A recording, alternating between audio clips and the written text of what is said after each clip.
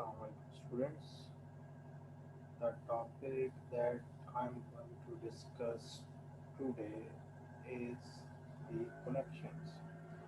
In the last class, we have studied about the board connections, and today we are going to study about the weld connections. What is welding? What are the different types of the weld? And what are the different processes that are used in the welding of these steel structures. So to start with, what is welding? Welding is basically a process of joining parts by means of the heat and pressure causing fusion of the parts. So we would say that the welding is basically a process in which we join the different parts of the steel structures or different members of the steel structures, that is, the column with the beams or beams with the beams, with the help of the heat, pressure, or with the help of the fusion of the different parts with each other. So this is the first definition of steel welding. The other definition is that it is the process of heating metal to fusion temperature within or without the addition of the welding metals.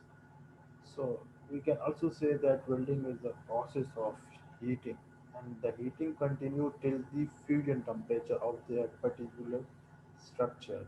That is the fusion temperature of the steel member. Or and we, as we know, that we have a number of steel structures or number of steel alloys and number of the steel grades, and every structure or every steel will have a different fusion temperature. So welding is basically the process of heating the metal till the fusion temperature, and this melting can be carried out with the help of the weld metals or without the help of the weld metals. This is the basically a process in which we carried out the fusion welding, and I will discuss about it later in the detail. While the first definition that we studied about the welding, it by the help of the means of the heat, pressure, or by the fusion, is basically the definition of the resistance welding. And we are also going to study it in the later part of this lecture. Moreover, for the welding structures, the code that we followed is called as AWS, that is, which stands for American Welding Society. As we see that in every designing parts, we have to follow some specific codes and guidelines in order to design and analyze the members. So the code that we are going to use for the welding of the different connections, or the welding of the different members, or the welding in the gasket plate, we are going to follow the code of AWS, that is American Welding Society. Moreover, in the case of fusion welding, and it employs two things. First one is the electric arc, which is mostly used for the structural welding, or it can employ the oxyacetylene flame, which is mostly used for non-structural elements like for the partition wall or for the windows or for the doors, etc. And moreover, on the basis of the type of the weld and on the basis of the location of the weld, there are different types of the weld on which the welding is characterized. On the basis of types, we will have going to have a groove weld, fillet weld, we will have a plug and slot weld. And on the basis of location, we are going to have a flat weld, we are going to have a horizontal weld, we are going to have a vertical weld, and overhead weld. These are two main categories of the welding, which are defined on the basis of the type of the welding and location of the welding. Now, in order to discuss these in detail, let's move further. No, the groove weld is basically the type of the weld in which is usually carried out in between the opening of the two parts that need to be joined together. That, for example, we have to join the beam and the column. So the opening or the point we are going to join these beam with the column, we are going to have a groove weld. And we can do weld can be in for the intermediate storage. It will be at center of the column. For the last and storage, it could be at the edge of these columns as well.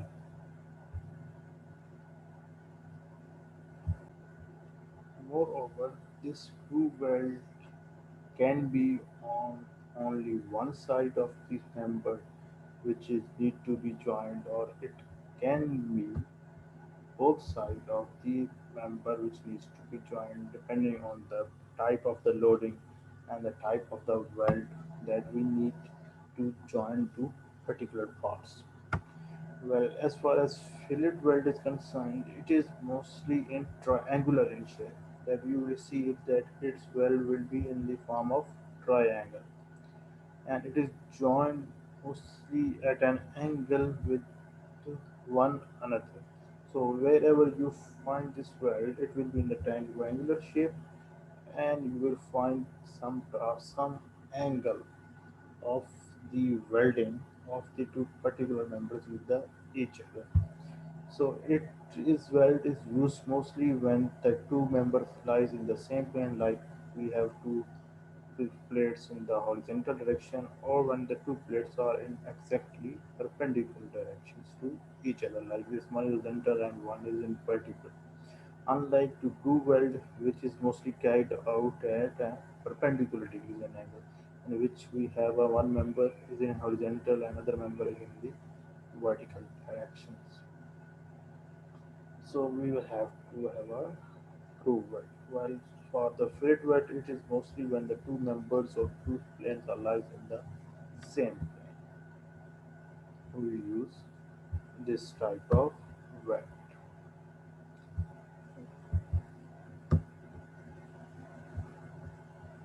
Now, third type of the weld that we have is the fillet weld. In order to further explain this fillet weld, the weld is mostly carried out in shear at an angle of 45 degrees.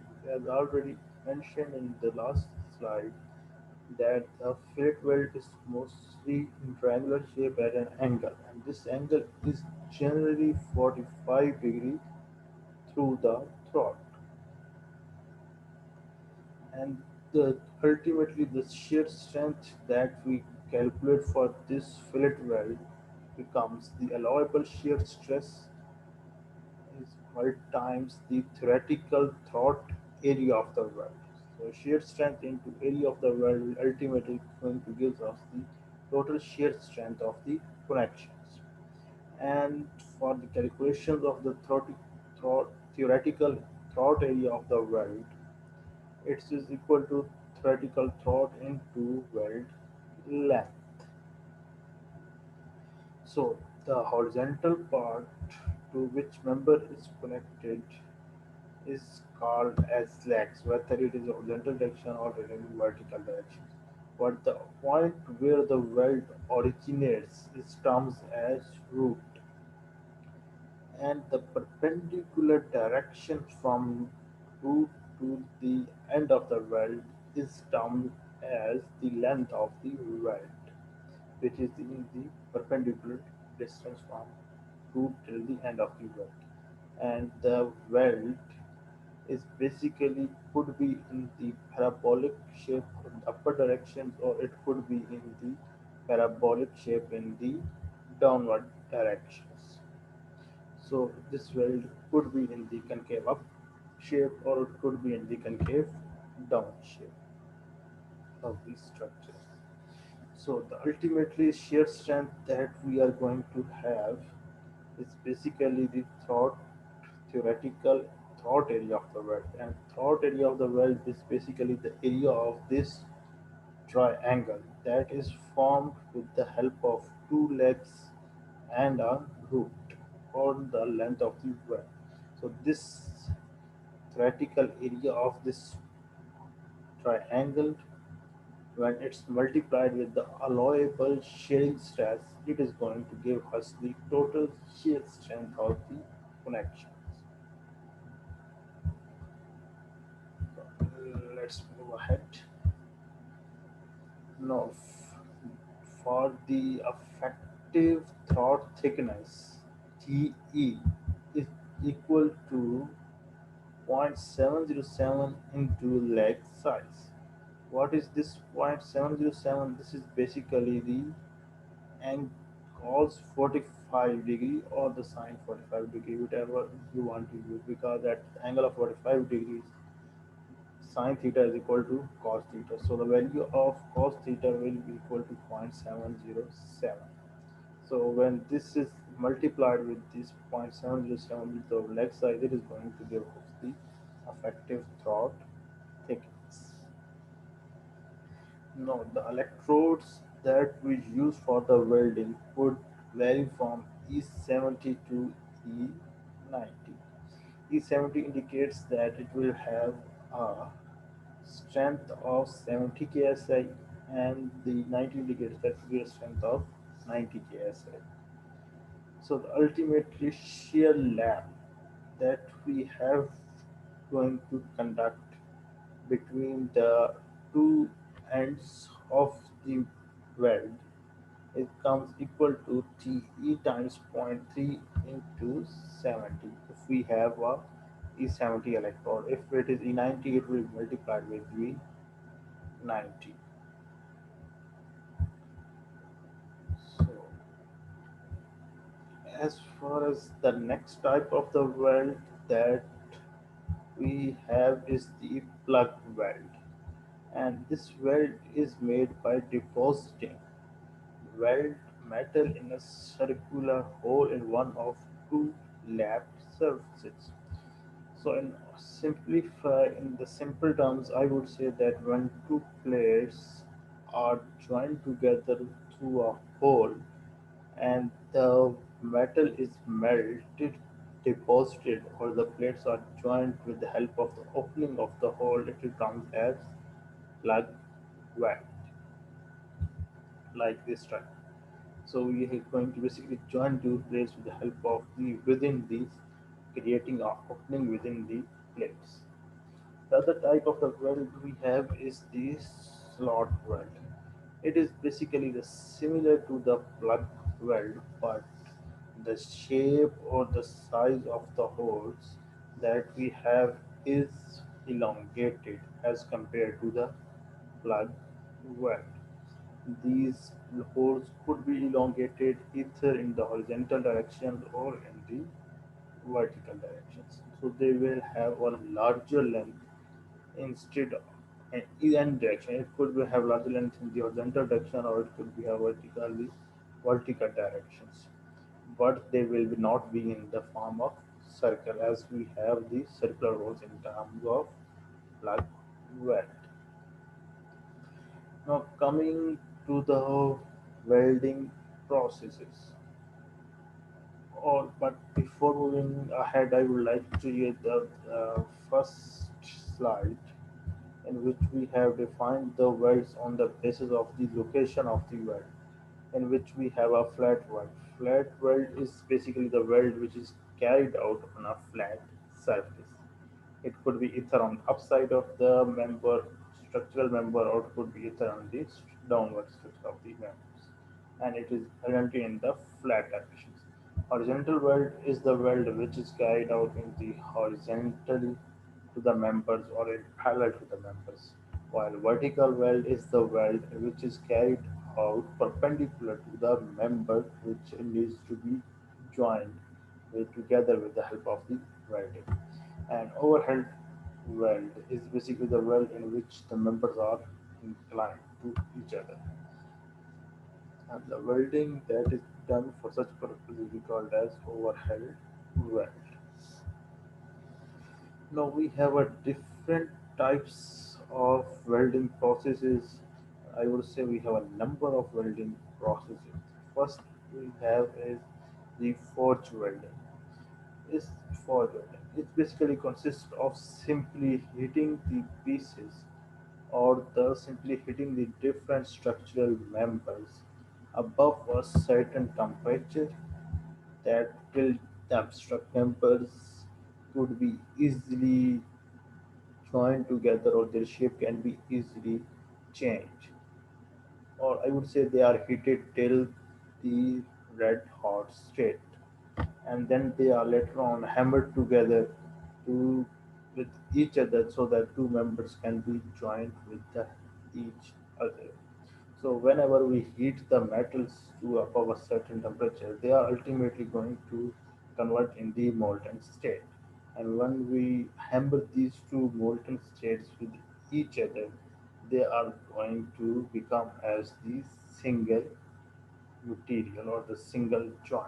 And hence the welding that is formed by this process is called as forge welding. The second type of the welding we have is the resistance welding, which I talked about in the very opening slide of this lecture, and it is basically the type of the welding in which we use the heat, and heat could be generated by the help of the electrical resistance by generating a current, and electrical resistance is generated with the help of a current of very high temperature and very low voltages. And once we pass this high current of high temperature or the low voltage through a small area of contact between the parts to be connected or the parts to be joined, which is termed as the resistance welding.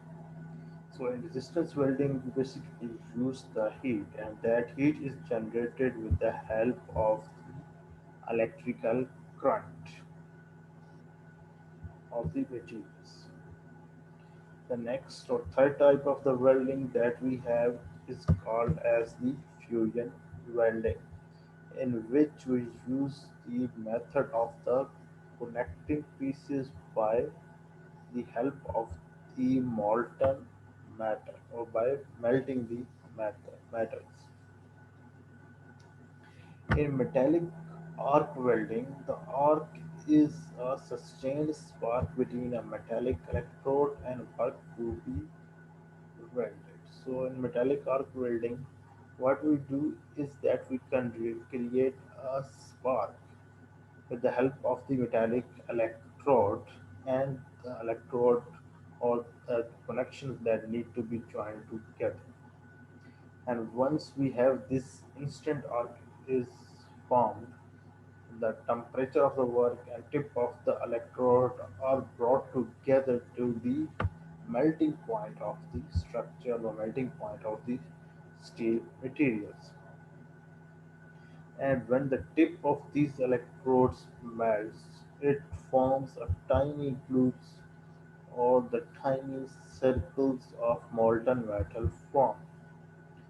And ultimately, when this molten metal is exposed with the air or exposed to the air, it combines chemically with oxygen and nitrogen, forming the oxides and the nitrides, and which tend to make it, which ultimately makes it the less corrosive resistant. Moreover, we can produce the ductile welds as well with the help of the fusion welding. Ductile welds are produced if we have a molten pool which is shielded by the inert gas, that instead of using the oxygen and nitrogen which from the air, we shield it with the help of the inert gases. And inert gases are the gases which do not react chemically with each other or with the and other gases or other elements, because they have a completely orbits or they have a complete valence shell. So by using inert gas, we can develop the ductile metals as well.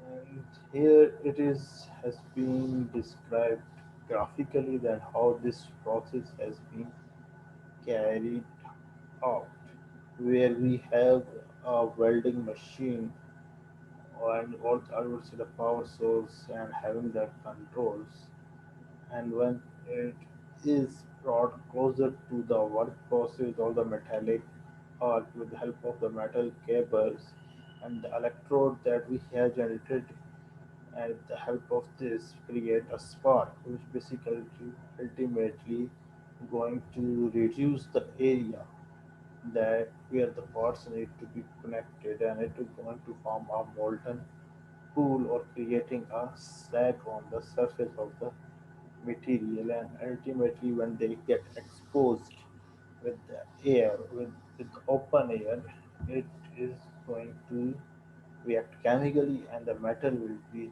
joined with each other.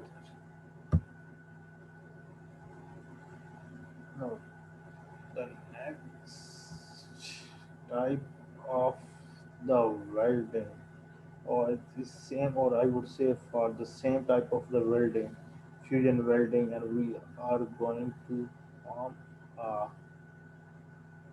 tough ductile material which is produced, as I told you, can produce with the help of the inert gases. The fourth type of the welding process that we have is called as shielded metallic arc welding, SMAW, shielded metallic arc welding.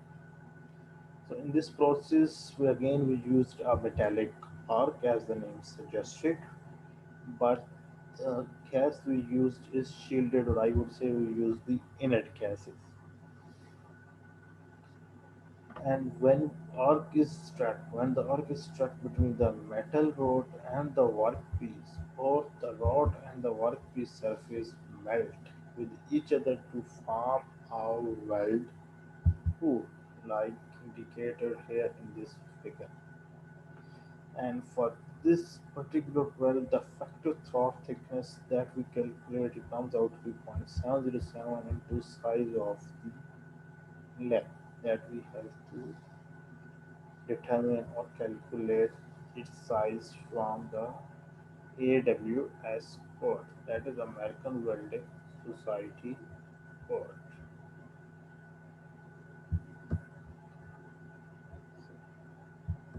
Let's move ahead. The next, moreover, in the terms of metallic sheet welding, simultaneously metal melting of the flux coating on the rod will form the gas and the slag. Both slag and gas will be formed, which protects the weld foam from the surrounding atmosphere. So that's why it is called as shielding, because it has been protected from the surrounding temperature.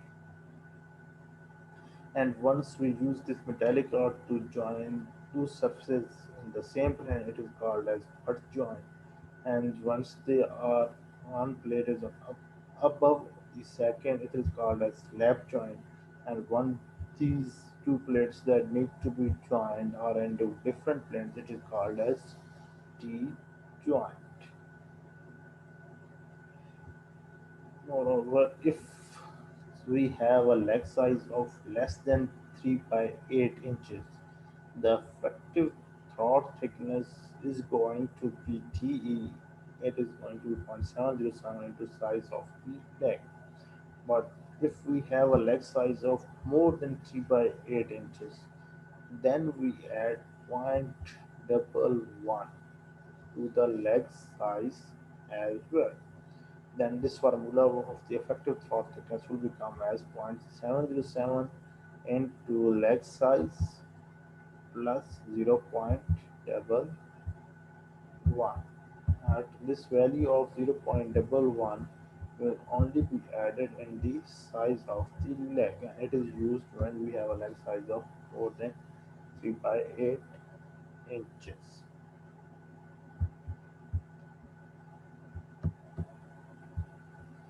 The next and the fifth type of the welding that we have is called as the submerged arc welding. SAW, submerged arc welding,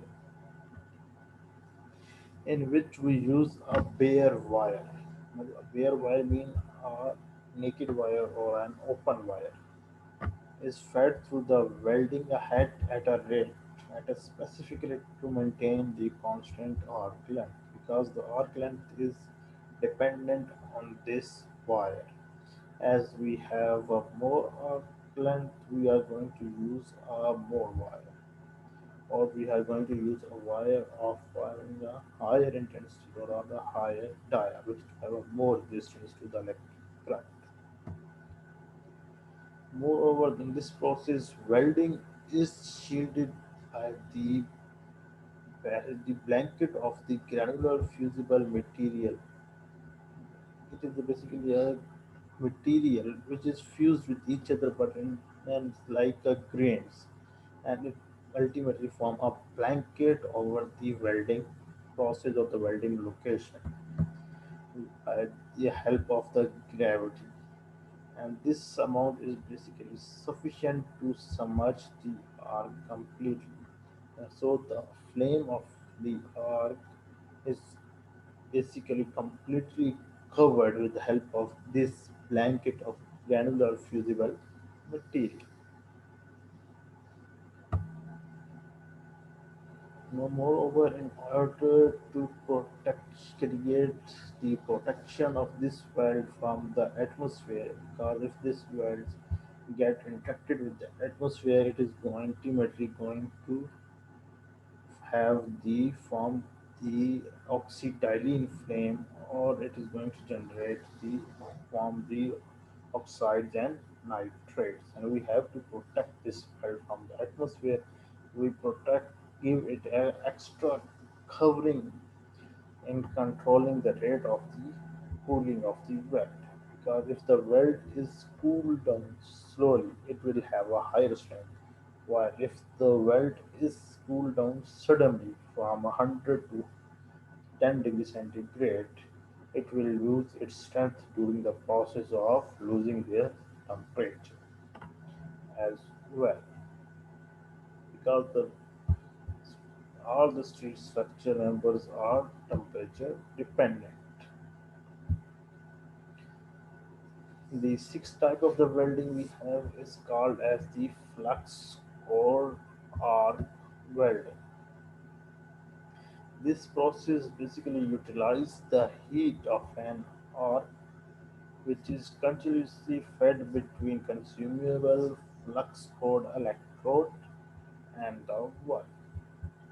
So in this process we use the heat that is generated due to these electric electrodes and the location of the surface that need to be joined together. And this heat of the flux basically melt the surface, or I would say base metal surface of the base metal and the end of the electrode. So then the metal melted off the electrode is transferred from the arc to the workpiece, where it becomes deposited weld metal. Moreover, shielding is obtained from the disintegration of integrated contains within the flux core electrode. So for this process, we have obtained the shielding with help of the ingredients that are located inside the core of the electrode. An electrode is basically the material which is used for the welding. Now, the seventh type of the welding is called as metal arc inlet gas welding, which is the same as the welding that we have discussed before, except that it uses the innate gas for welding the materials. Rest of the process and the mechanism is the same. Similarly, we have also have a tungsten inert gas welding where the arc is started with the tungsten electrode. The electrode that we use of type of the tungsten electrode and it is shielded with the help of the inert gas. And we use the filler load to mold or to weld the different materials or different torches. Now, after discussing about the types of the weld and the types of different welding processes, the important parameter that we have to consider as design engineers in structural systems is the stresses that are generated in the location of the welds or during the welding process. So during these processes, these welds could be stressed in the tension and the compression, in the shear, or in the combination of the tension, compression, and the shear, and depending upon the direction and the position of the load applied and relative to the location of the weld. For example, consider this figure in which we have two different structural elements which are joined together with the help of the groove weld. And as I told you that the length or the effective throat area of the groove weld is going to be the 0.707 times the T. T is basically the thickness of the weld that we have used, and L is considered as the total length of the weld. And P is the applied load on the weld. So, for this particular process, the shear force or the stress in this weld is going to be P by 2 divided by length of the weld into throat thickness L or the effective throat thickness. So ultimately stress is basically this P by 2 is basically the force that is applied on the stress or applied on the weld. As we have a two welding, so half force will be applied on one side of the weld, half will be applied on the other side of the weld. So we have a P by 2 divided by area. Area of the weld is basically the length of the weld times the throat of the weld, and it will become as LTE. As the formula of the stress is force per unit area, and we have a force on one weld is P by 2 and the area of the weld is L times TE. So the total stress on the weld will be P by 2 over LTE.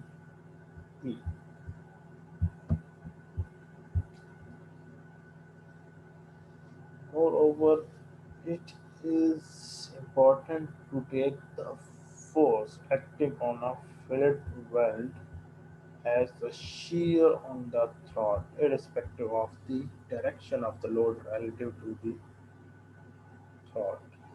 So, what does this mean? That we have to consider the shear force of the weld in every cases, whether irrespective of the direction of the load applied on the throat or applied on the weld.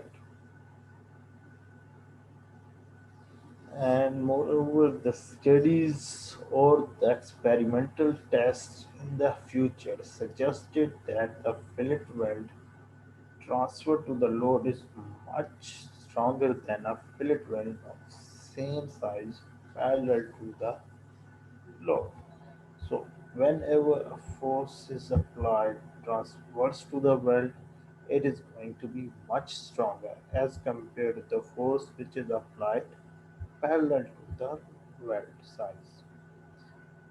So we have to consider this stronger parallel effect. The material is going to, or the weld is going to shear. So we have to consider, take in account the shear strength of the weld in every case.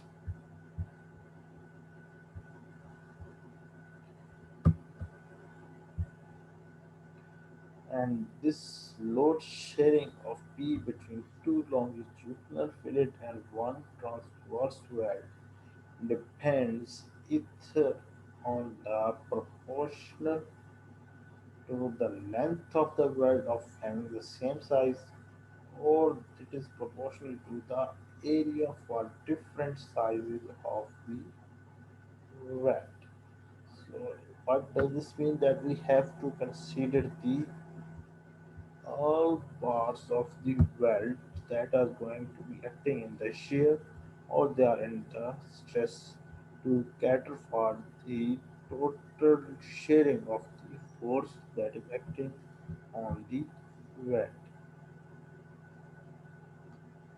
Moreover, if we have any discontinuity, or there is an abrupt change in the section of one member, such as the notches formed as indicated here, or we have a sharp re-entrant corner, it is going to disrupt the transmission of the stresses along the smooth lines.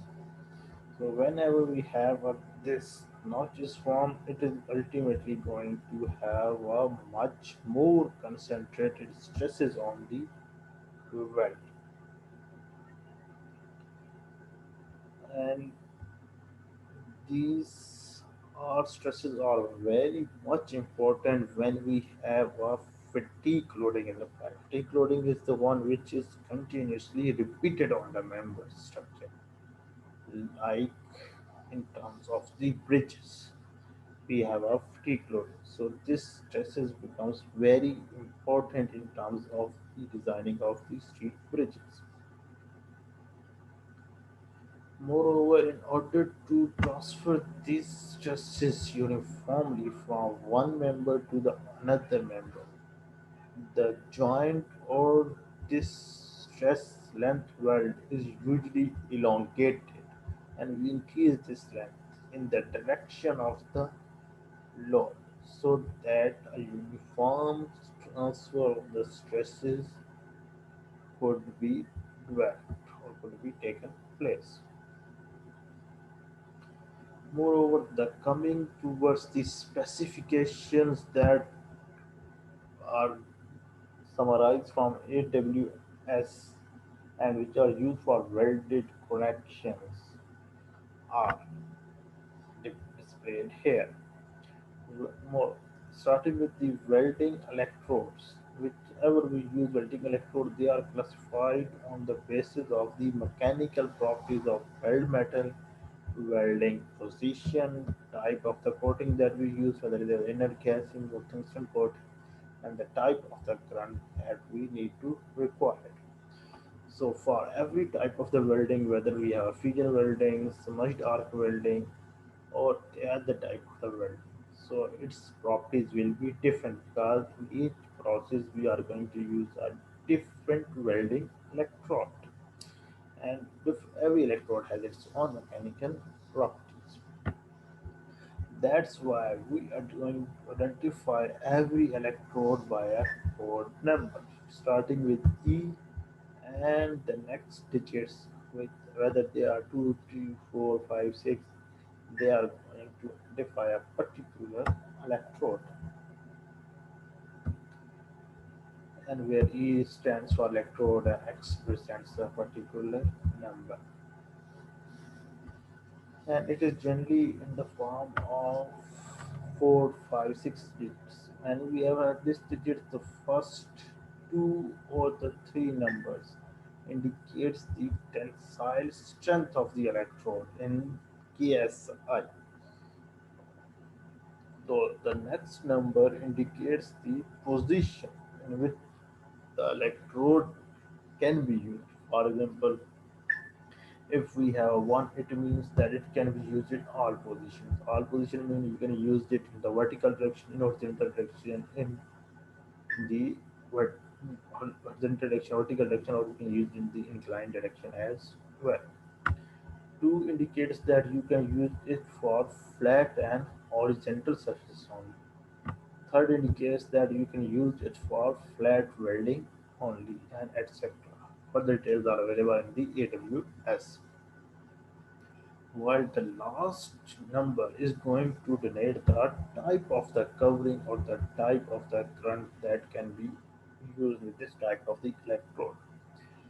For example, if we say that we have an electrode E7018, what does this mean? That E stands for electrode, first two digits 70 stands for tensile strength. So it is going to have tensile strength of 70 kSm. The next third digit, which is 1, it indicates that it can be used in all positions.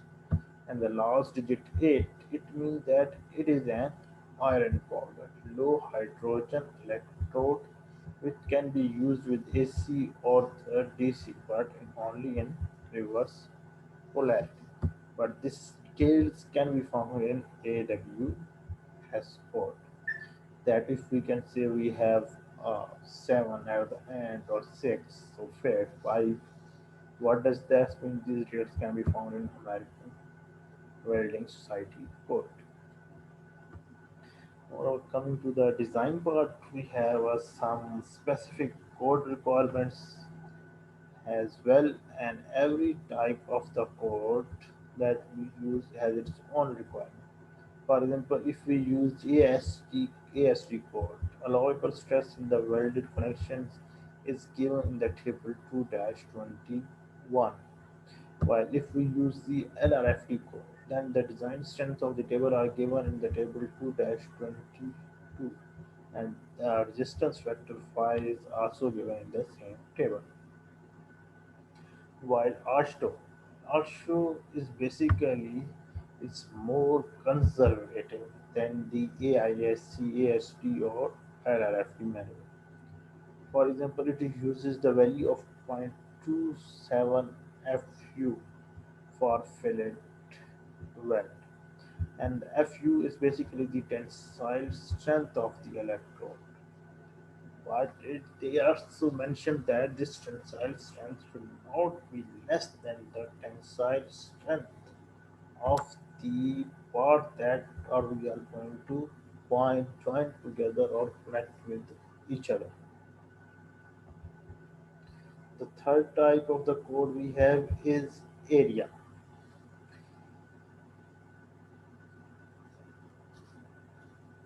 In the type of the area code, it states that area is basically a code which is used in the railway engineering, and it stands for American Railway Engineering Association. And it states that allowable shear stress on fitted welds, it gives it as the function of the base material and the strength of the weld metal. For example, if we say we have a A36 electrode, it means that it is going to have a tensile strength of 60,000 psi with a shear strength of 16,500 psi.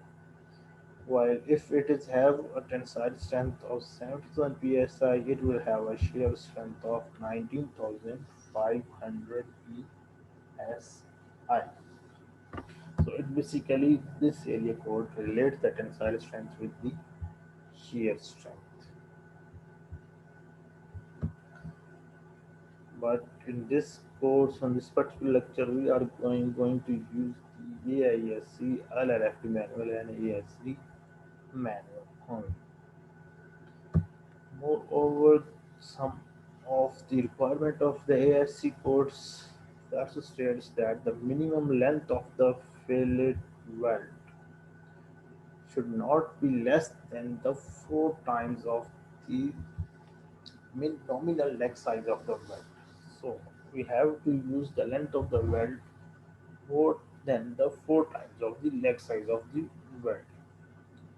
and the maximum size for welded weld with 1 by 4 inch thick materials is 1 by 4 inch.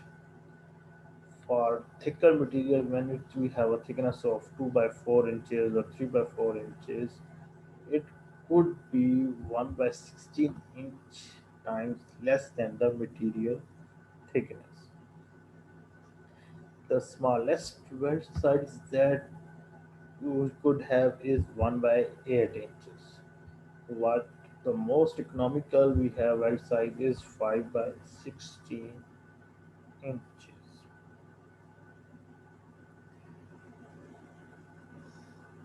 Moreover, whenever we have to use this welding requirement, we must form the end returns. And this end return should be made, and the minimum length of end return is twice the nominal leg size of the weld.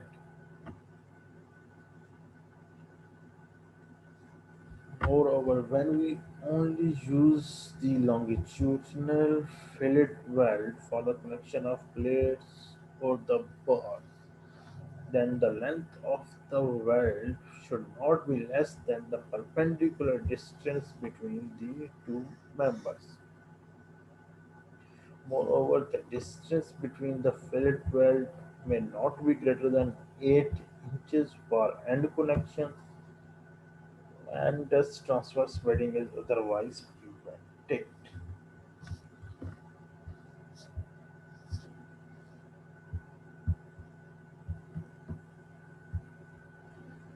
Now, if after going to this theory, let's move on to the practical part of the designing of the welded connections. For example, if we have a weld size of 5 by 16 inches and the length of the weld is given as the 1 inches, and the electrode that we can use is E70 electrode, and the process of the welding we have to use is the submerged metallic arc welding, that is SMAW process, the submerged arc welding, which is SAW process, and we have to find out the pliable shear capacity of this weld, that what is the maximum shear resistance that can be protected with the help of this weld. But we are going to solve this example in the next lecture. For the time being, I would say that if you have any doubt regarding the theory of the welded connections, you are more than welcome to ask. If you have any doubt, to ask me. And the next class, we are going to solve the problems related to the design of the welded connections. That's all for today. If you have any doubt, you can ask me at any time. Thank you.